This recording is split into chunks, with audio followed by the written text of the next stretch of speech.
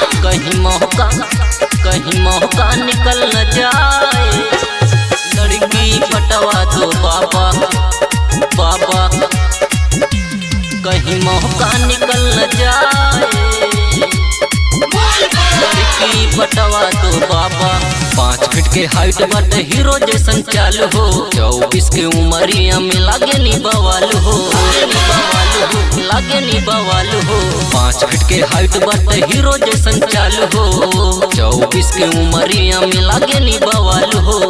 कहीं पौआ फिसल न जाए। लड़की पटवा दो बाबा, कहीं मौका निकल न जाए। लड़की पटवा दो बाबा, कहीं मौका निकल न जाए। कहीं मौका निकल न जाए। लड़की पटवा दो बाबा, कहीं मौका निकल न जाए। आवतनी बाबा तोहरो दुआर हो। सुनर लड़की से करा दिहा प्यार हो। आवतनी बाबा तोहरो दुआर हो। सुनर लड़की से करा दिहा प्यार हो, दिहा प्यार हो। जो करोड़ों में एक हमके पाए, कहीं मौका निकल न जाए। लड़की पटवा दो बाबा, कहीं हाथ से निकल न जाए। कि लड़की पटवा दो बाबा, कहीं हाथ से निकल न जाए। कहीं मौका निकल न जाए।